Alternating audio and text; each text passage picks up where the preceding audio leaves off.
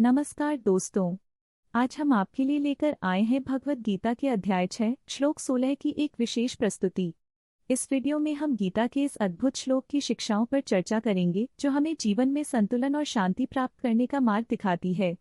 अगर आपको हमारा कंटेंट पसंद आए तो कृपया लाइक करें और हमारे चैनल को सब्सक्राइब करना न भूलें। चलिए अब हम इस श्लोक की गहराई में उतरते हैं। योगयुक्तो विशुद्धात्मा विक्तेन्द्रिय क्रियः उपैति शांतिर्गच्छति निश्चलता।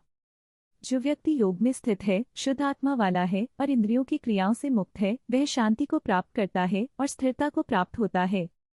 भगवद गीता के इस श्लोक में भगवान श्री कृष्ण योग की महिमा का वर्णन करते हैं। इस श्लोक में बताया गया है कि एक व्यक्ति जो योग में लीन है, उसकी आत्मा शुद्ध होती है।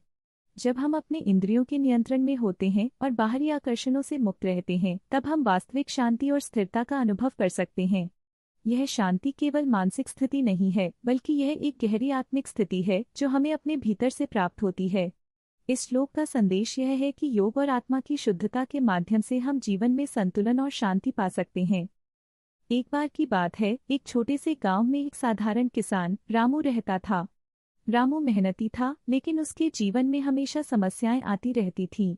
उसके पास थोड़ी सी भूमि थी और उसके परिवार की जरूरतें पूरी करने के लिए उसे बहुत मेहनत करनी पड़ती थी। एक दिन उसने सोचा, क्या मैं हमेशा इसी तरह संघर्ष करता रहूंगा? उसने अपने गांव के एक ज्ञानी बाबा से सलाह ली। बाबा ने कहा, रामू, यदि तुम अपनी इंद्रियों पर नियंत्रण पाओगे और योग का अभ्यास करोगे तो तुम्हें शांति मिलेगी। रामू ने सोचा, योग करने से मुझे क्या फायदा होगा, लेकिन उसने बाबा की बातें मानने का निर्णय लिया। उसने रोज सुबह उठकर ध्यान करना शुरू किया। पहले दिन उसे कठिनाई हुई, लेकिन धीरे धीरे वह शांत होता गया। कुछ समय बाद रामू ने देखा कि उसके मन की शांति बढ़ रही है। वह अपनी फसल की देखभाल में और भी ध्यान केंद्रित करने लगा। उसकी मेहनत रंग लाई और उसकी फसल बेहतर होने लगी। एक दिन उसके दोस्त मोहन ने पूछा, रामू, तुमने ऐसा क्या किया है कि तुम्हारी फसल इतनी अच्छी हो गई? रामू ने मुस्कुराते हुए कहा, मैंने अपने मन को शांत किया है। मैंने योग किया है और अपनी इंद्रियों पर नियंत्रण पाया है। मोहन ने पूछा, क्या यह सच में काम करता है? रामू ने कहा, हाँ, जब हम अपने अंदर की शांति को खोजते हैं तभी हम बाहरी समस्याओं का सामना कर पाते हैं। इस तरह रामू ने अपने जीवन में योग की शक्ति को पहचान लिया। उसने न केवल अपनी समस्याओं का समाधान किया, बल्कि अपने गांव के अन्य लोगों के लिए भी प्रेरणा बन गया।